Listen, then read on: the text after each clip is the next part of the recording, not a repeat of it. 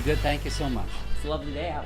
Uh, Summertime in Ville-Émard, it's always sunny. We have a lot of windows here, so we get our vitamin D through work. So can you introduce yourself and tell us about your business? My name is Ron Mish. The name of the business is Aliments Félix Mish. We've been here since 1961 or even before. The earliest papers that I found going back to 1959. So this is quite a while. We've been here since then. This was my father's business before, and he started it up until when he got sick and he passed away in 1982. I took it over at that point. So this business has been here since it's open. So you've grown in Ville-Émard too? Yes, I grew up here. I was 2 years old, I think, when I moved upstairs. My father had another business with a partner on Gascon and Rouen. And the business had just recently closed last year, 2 years ago.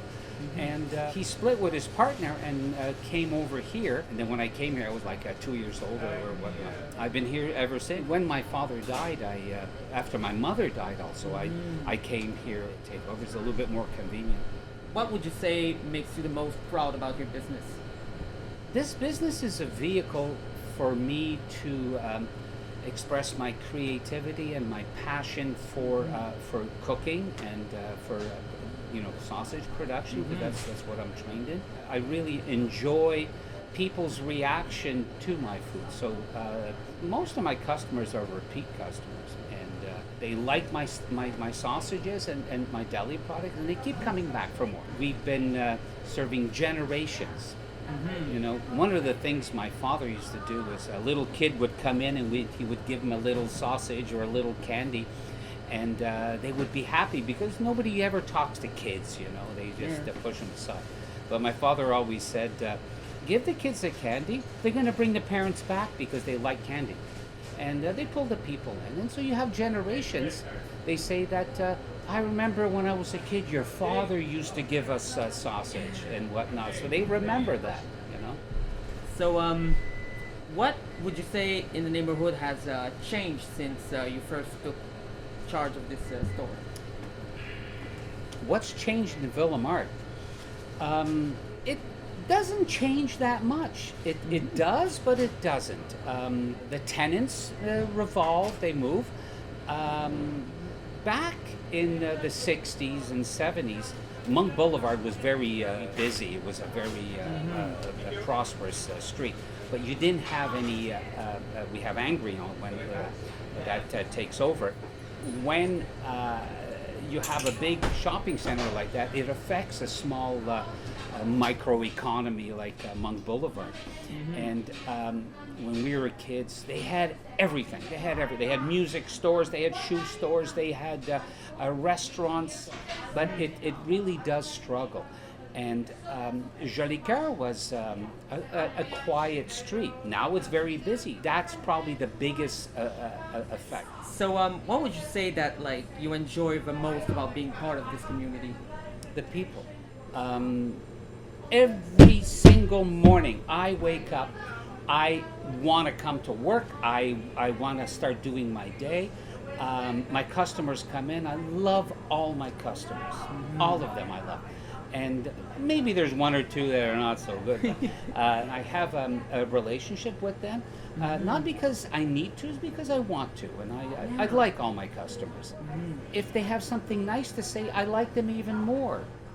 That's a drive, When you have a small business, you have to gauge yourself on what the customer's responses are. So, do you sometimes collaborate with local businesses or community or organizations here in Ville-Émard?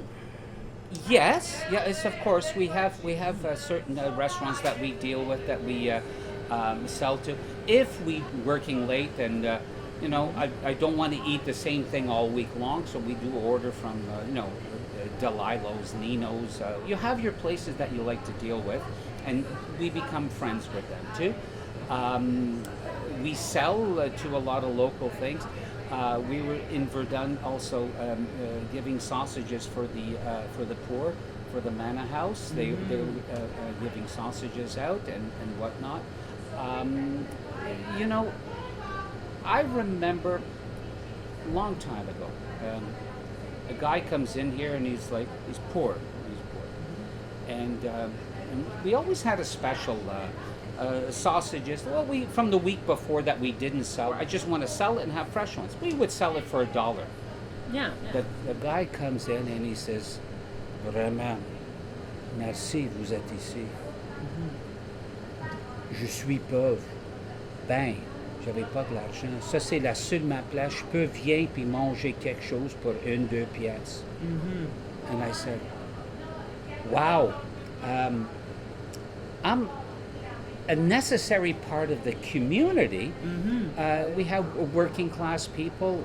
We have people that are not even working, and they are my customers. So I do need to make sure that they can have something to eat. We're a small business. We have to understand the community. You know, this economy is not always good to the lesser incomes.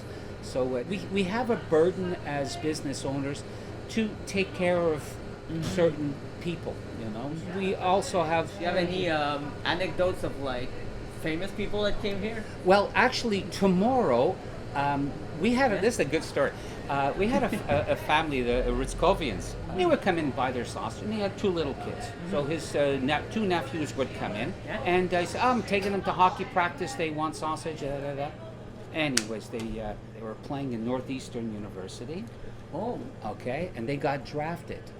Oh, the Dallas Stars. Okay, the two of them got drafted, and they're both in the NHL. So tomorrow they're coming in and they're gonna give me a jersey and sign it for me. And they said we grew up on Polish sausage, on the kielbasa, so we want to say thank you to you. So what role do you think that small businesses play in building a strong community? If you can employ people from the neighborhood, it's important and it's advantageous. So people that live in the area, they have a job here, then they could easily come to work. You can walk to work. Our cashier just lives down the street, you know. She walks to work, and they shop here, they work here. And it's easy for them, like for any job, and it keeps money in the community here too. So if we're doing well, they're doing well. Everybody's working. Everything seems to revolve that way. It's like in any business, you know. When you work at a place, you have pride. You say, "I love this place. I love my job," and whatnot, and that reflects to the customers too.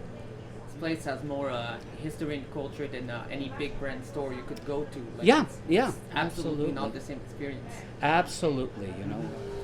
So, what have been some of the biggest challenges you've faced over the years? Besides COVID? COVID was very difficult. We were very busy. The lineup was going down the street, and we're working in these masks, and you can't breathe. And you're working all day, and it's like you're washing. Our hands were white. The cleanliness is the part of it, and it was prosperous, but it was in the end not worth it, you know, because we died working. It was hard. The bigger challenges, I think, is when I first took over. Yeah. Very difficult. When I first took over, my father had a lot of friends here, and they would come over for him, drink beer. And when I took over, I didn't want the beer anymore. No, I don't want people staying here. And back then, people smoked, so it was like full of smoke, and I couldn't take it anymore. So I stopped the beer, and my father's best friends became my worst enemies. But those were hard times, and I made a lot of mistakes going into it. And but in this business, it's long hours. It's hard work. But you do that because you like your job. You love your job, and you need to work. Building a small business is a lot of work, just like building a community takes a lot of effort from everyone involved. Yeah, exactly. What are your hopes for your business and the community in general for the next few years? Well, I'm hoping my son will take over. If it works out, good. If not, I'll go for as long as I can. We have made a good reputation with our smoked meat and our sausages. Our sausages we're selling to the Bell Center for the backstage events, for the the bands and all that stuff. Yeah. Which gave us a great rapport, Like we did Céline Dion. We did one night with her when she came here. 10 nights. Yeah, one night we did for Céline Dion. Barbara Streisand. She came to Montreal. I don't know how many years ago this was, but she didn't mention my name. But it was my smoked meat that they were serving. But just for the backstage, And in my jam room, you'll see I have all the backstage passes and all that stuff. Ariana Grande, Australian Pink Floyd, all the bands. Yeah. What's one thing you'd like people to remember after visiting this part of Montreal, after visiting Ville-Émard, but more specifically your business? Their first time, depending on the person's personality, you need to read people quite quickly. If a guy wants to talk, that's no problem. I can greet them. You want to make your customer feel comfortable, and I think that's what's missing.